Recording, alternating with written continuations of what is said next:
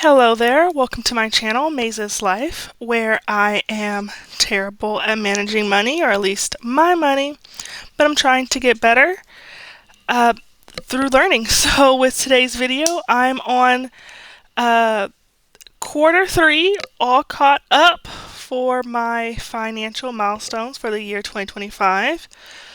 So let's go ahead and get started. On the left hand side here, you see all the financial milestones that I want to accomplish within the next 10 years, or should I say 10 years, since I started my current debt payoff journey, which was in September 2023. So you can see here, I have milestones that go up to August 33, which is 10 years. Then you can see also these milestones here at the front. They are in regards to my debt.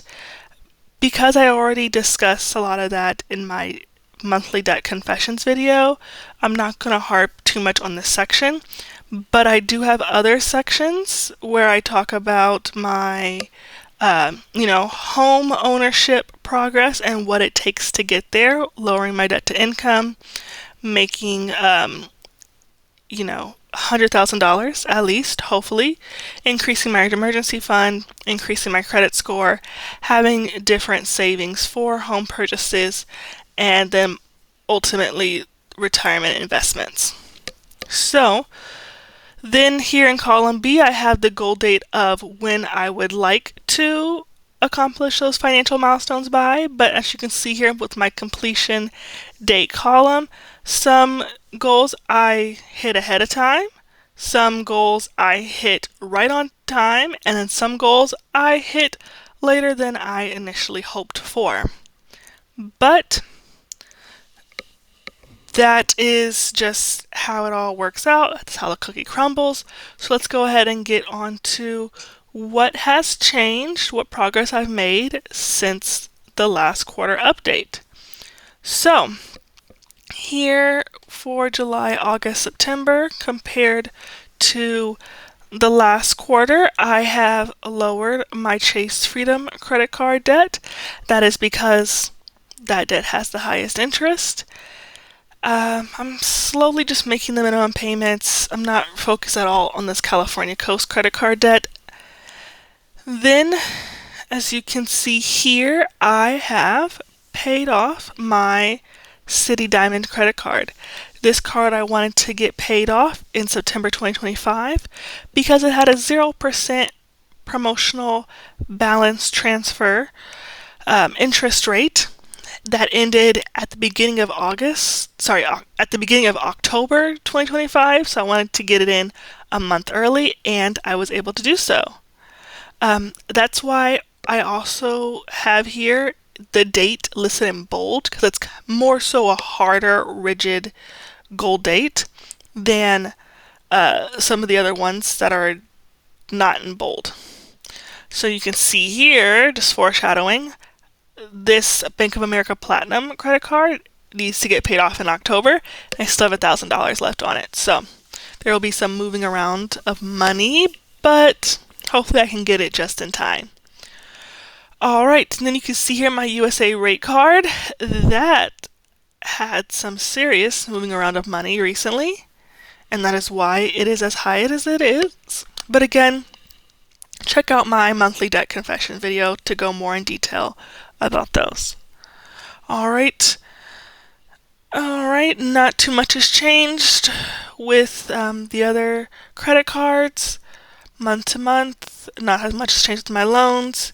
You can see here, ending the quarter with $43,000 worth of debt, compared to last quarter where I ended it with $47,000 worth of debt, over a $4,000 difference just in 3 months. Alright, then if I were to go on down here to my debt to income, I want to bring it down to 10%, and that is because mortgage lenders, brokers, all the like, they look at your debt to income ratio because that is needed depending on what type of home loan you get, and then also depending on what type of home loan you get, it depends on how much debt you can have and still qualify. So I want to get that down to 10%. And then this next row right here, I want to make more than $100,000 in a year. And because I have one-off months where I might receive a large tax return or where I might receive some extra money coming in from my second job, I put the goal to make 8,300 3 months in a row because that's what you would need to make the 100K a year. As you can see here,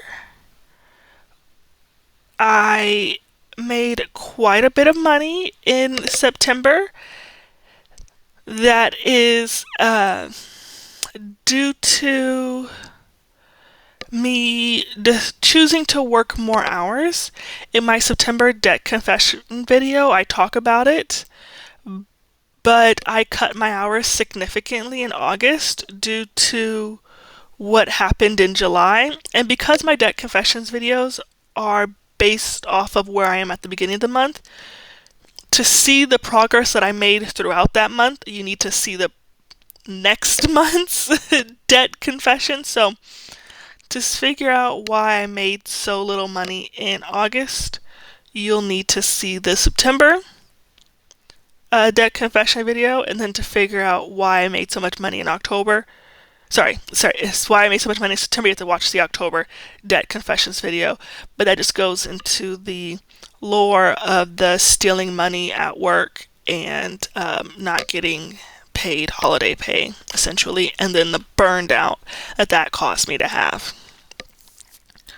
Alright, then I have my emergency fund. So again, I just keep it at this 15-15, and that's because I keep this emergency fund in a Chase checking account.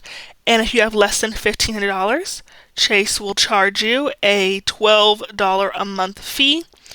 So I just keep just a little extra just in case. Sometimes things do happen actually. My Venmo, I believe, is linked to this Chase checking card. So I do end up having to use it because I have been too lazy to switch it, essentially. Then, moving on, I have my credit scores. So this credit scores I would like to have over 750, so that's the FICO 8 and the Vantage 3. And I want to have it over 750 so that way it could help me when I go to one day purchase a home. Yes, I know that these are not the credit scores that are needed to purchase a home, but these are just the credit scores that I have access to for free. So that's why I check them. You can see here where my credit scores dip and increase. And then I even put little notes. So this score, but only on the Vantage 3, not the FICO 8. If I pull it over some more, it jumped significantly due to one of my newer cards that I opened reaching the 1 year, and then that credit pull that they had to do to get me accepted for that card was taken off. And so I like to see those things like, okay, if I'm about to buy a house, pulling my credit's going to hurt my score, but for how long? Well, now I know. For a year. At least with Advantage 3. Then these next 3 savings goals for my financial milestones are directly related to purchasing a house. I want to save $10,000 for a buyer's commission, $15,000 for a down payment, and $10,000 for closing costs. Yes, I understand that sellers can gift you closing costs and any one of these basically, but I also understand that you can end up owing a lot more than this. So I just want to have this as the bare minimum, just in case. And then when I get closer to my eventual home buying date, I will adjust accordingly then. I also have this goal here to buy a house. It has not been done yet, so I just have these little dashes. And then with my investments, so this is my pension investment. So where I work, I get a pension. I'm not allowed to not contribute to it. So it gets contributed of roughly 7% of my income. And I just track it. This will also one day control, um, you know, or should I say house the investments that I make through mutual funds and 401ks and 403bs. But for right now, it's only calculating my pension until I pay off at least all of my debt besides the student loan. That's the only one that I'm not sure how I'm going to tackle just yet. And then lastly, I have my goal to max out my Roth IRA contribution. Again, that will only happen after I've paid off at the very least majority of my debt. Alright, so that is it. That is the breakdown of my 2025 quarter 3 financial milestones. Thank you for following along. If you stayed to the end of the video, I'd love to have you join this debt journey with me. So hit subscribe, click the like, and leave a comment down below if you would like. My next video will be out tomorrow, and if you have any advice for me whatsoever, please leave it down below in the comments, as I would greatly appreciate it. But other than that, thank you, and until then, thanks for watching, and see you next video. Bye-bye.